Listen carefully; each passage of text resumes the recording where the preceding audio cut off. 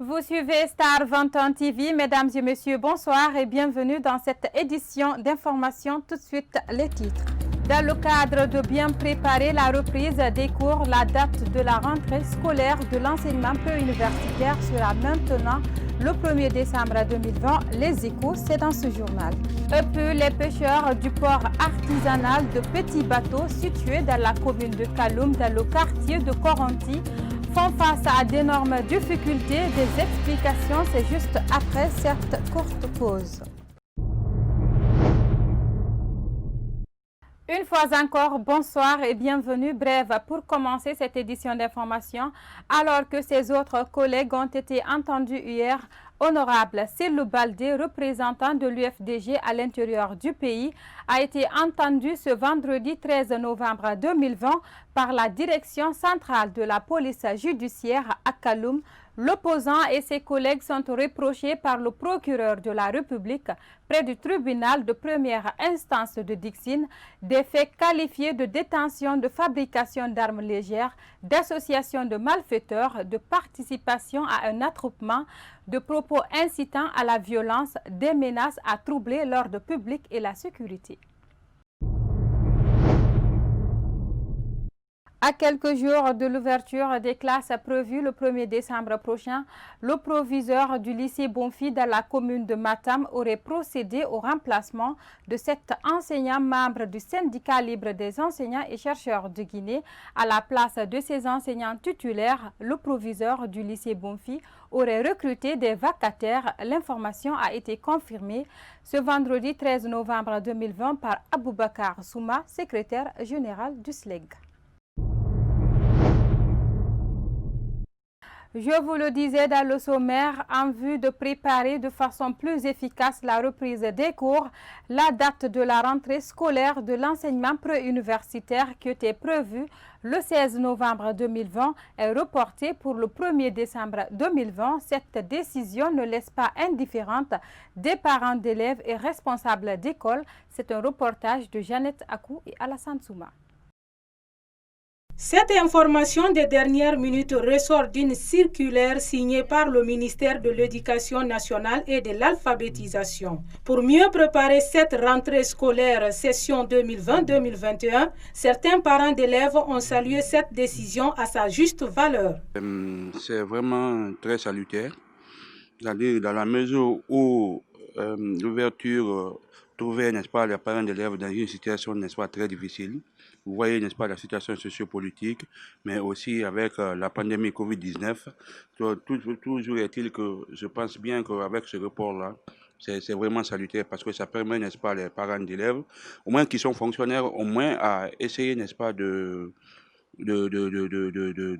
prendre en charge vraiment la fourniture ainsi de suite les frais scolaires. Vous n'êtes pas sans savoir que maintenant actuellement là, dans les écoles privées, on ne peut pas seulement permettre, n'est-ce pas, d'inscrire les enfants à l'école, il faut aussi payer les 3 mois d'avance. Donc vraiment avec ce report là, je pense que là ça met, n'est-ce pas, les conditions, n'est-ce pas, des parents d'élèves à faire face, n'est-ce pas, à cette situation. Il a été également demandé aux directeurs régionaux et aux départementaux de l'éducation nationale de veiller à l'application de cette décision dès le 1er décembre 2020 et à la mise en état de toutes les structures pour accueillir les élèves. Ce principal d'école n'a pas caché son opposition à cette décision des autorités éducatives. Le gouvernement a un peu fait du mal aux fondateurs. Parce qu'une fois la rentrée programmée, beaucoup de choses sont établies, beaucoup de choses sont faites.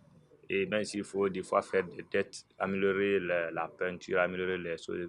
Et avec la crise qui vient de presque terminer, nous avons dû traverser une année tellement compliquée.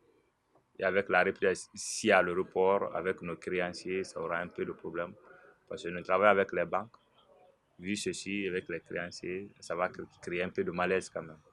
Le gouvernement doit travailler doit bien élaborer leur emploi.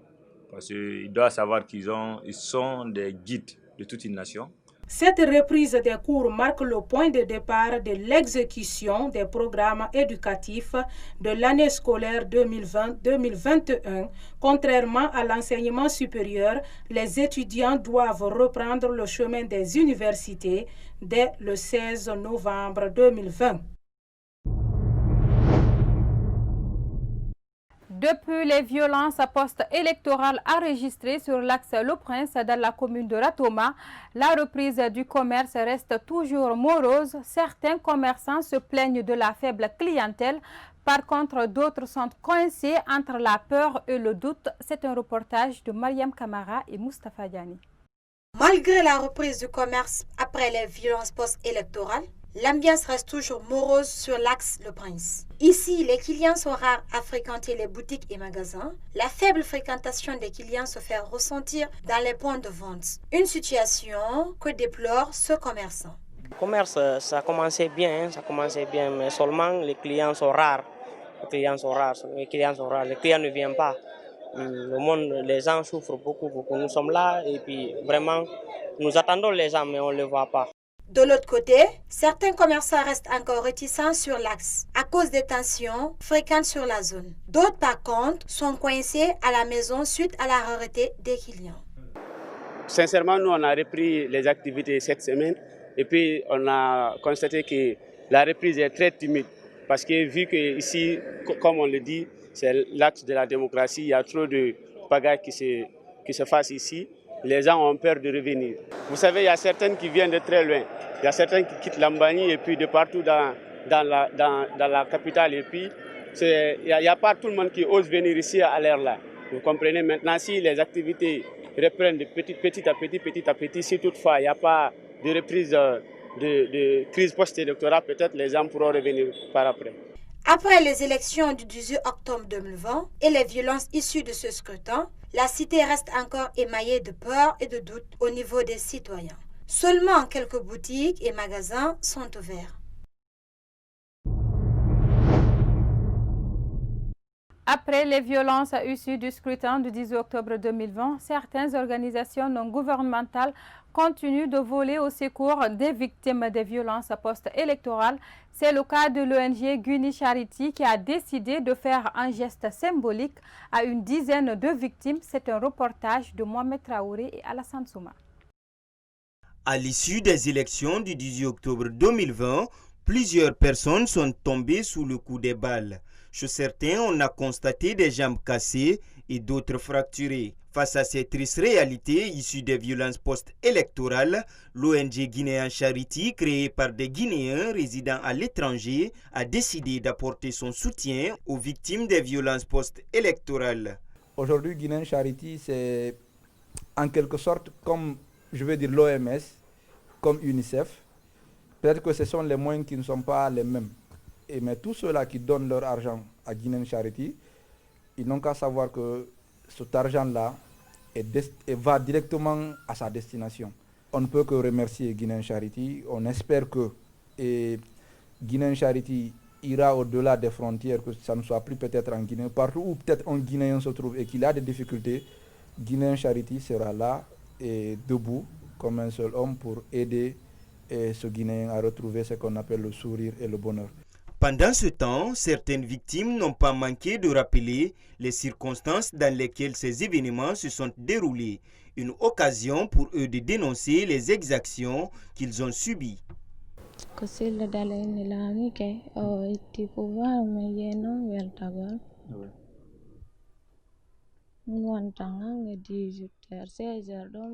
C'est lorsque Cellou Dalein s'est autoproclamé vainqueur de la présidentielle du 18 octobre que je suis partie à Bambeto pour célébrer sa victoire. Quelque temps après, les forces de l'ordre sont venues et nous ont pourchassés. On a commencé à courir. Nous sommes venus jusqu'à Koloma sur le Primo, vers la Simies. Ils nous ont harcelés et ils ont commencé à tirer. On ne savait plus quoi faire. Les gens ont commencé à courir pour aller dans des cours. J'avais peur qu'on me tue. Moi aussi, j'ai voulu faire la même chose. Le temps pour moi de grimper sur un mur qui était à côté, c'est là-bas que les policiers m'ont trouvé. Directement, ils m'ont poussé et je suis tombée sur mon visage, à l'intérieur de la cour. Après cela, les gens m'ont pris pour m'envoyer à l'hôpital et les médecins ont commencé à prendre soin de moi. Tout ça a été cousu. Mon œil, c'est Dieu qui m'a aidé. Que c'est à côté qui est déchiré. Mais Dieu merci que je suis en vie.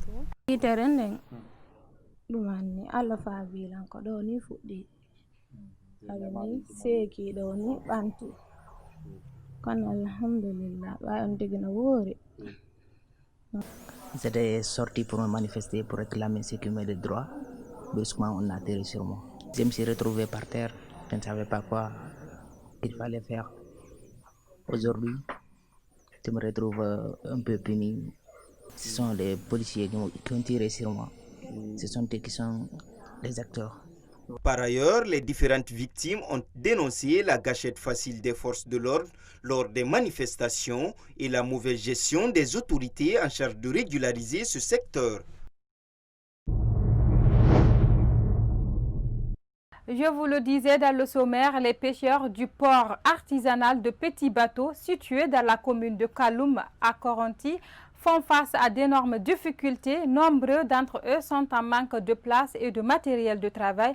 Notre équipe est allée à leur rencontre. Suivez ce reportage signé par Yaye Oumoubari et Ibrahima Paye Kamara. Des pêcheurs arrêtés, des pirogues en bois, des poissons de tout type, des fabricants de filets de pêche. Voici l'image que présente le port artisanal du Petit Bateau, si à Koronti dans la commune de Kaloum. Ici, les difficultés sont énormes. La plupart des pêcheurs n'ont pas de matériel de travail et de place pour s'installer. Suite à cette situation, cette femme lance un cri de cœur aux autorités. Après le décès du président Feu Ahmed Sékou Touré, le quartier Koronti souffre plus que le mot. On s'est parti partout, on a tapé toutes les portes de la Guinée pour nous aider à avoir un petit port dans notre quartier, le quartier le plus peuplé, le plus grand dans le Kaloum. Parce qu'on souffre beaucoup. De jour en jour, on nous cherche. Là où on est comme ça, on dit que ici ça appartient à l'Issadi. Là où les femmes fumeuses se trouvent à l'heure actuelle, ils ont coincé jusqu'au mur. À côté, ils vont dire que ça appartient à Émile Hazard. Le président avait dit à les trucs de nous proposer un petit port. La semaine passée, la directrice de port nous a invités pour nous dire que de plier nos bagages, de quitter ici au Petit Bateau. Si on quitte, comment on va faire? Nos enfants, c'est ici qu'ils vont se nourrir.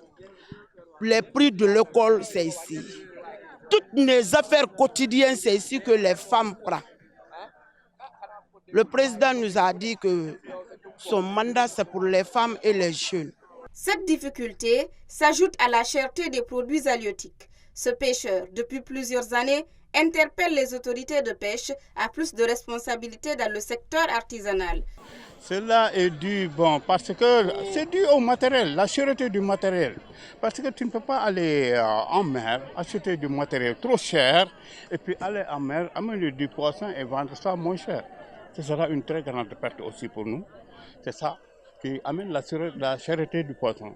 La Guinée dispose d'une façade maritime de plus de 300 km et un plateau continental parmi les plus vastes de l'Afrique de l'Ouest qui s'étend jusqu'à 80 000 marins de côte. Après une victoire étriquée du Sili national de Guinée face au Saoud du Tchad le mercredi 11 novembre 2020 au stade du 28 septembre de Conakry, les poulains de Didier Sixte ont repris les entraînements pour préparer le match retour à Djamena. Cette rencontre se disputera sans le latéral gauche Isiaga Silla qui est renvoyé de la sélection guinéenne pour avoir violé le protocole établi par le staff de l'équipe nationale. C'est un commentaire de Mohamed Salou Diallo. Le Sili de Guinée n'a pas tardé pour reprendre les entraînements le jeudi 12 novembre 2020 au stade de la mission de Kaloum. dans le cadre de la préparation du match retour qui se jouera en N'Djamena au compte de la 4e journée des éliminatoires CAN Cameroun 2022. Naby Keita et ses coéquipiers joueront sans Isiaga Silla, défenseur du RC Lens, renvoyé de la sélection guinéenne pour avoir violé le protocole établi par le staff de l'équipe nationale. Titulaire face au Tchad au stade du 28 septembre, Isiaga Silla ne jouera pas le match retour. L'ancien joueur de Toulouse FC a violé le protocole établi en sortant après la victoire du Sili national tard dans la nuit. La Fédération guinéenne de football a fait l'annonce le jeudi 12 novembre 2020. Cette sortie n'est pas sans conséquence. Le défenseur guinéen est donc dans l'obligation de quitter la sélection guinéenne. Il va rentrer en France. Isiaga est remplacé par Ibrahima Sori Doumbouya du Wakria AC, club de Ligue 1 dans le championnat guinéen.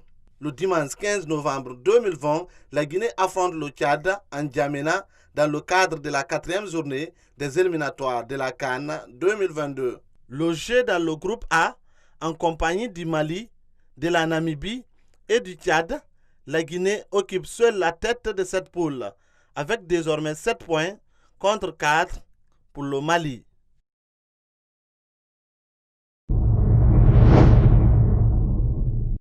C'est cet élément de sport qui met fin à cette édition d'information. Merci à tous de l'avoir suivi. Les programmes continuent sur la télé du 21e siècle. Bonsoir chez vous.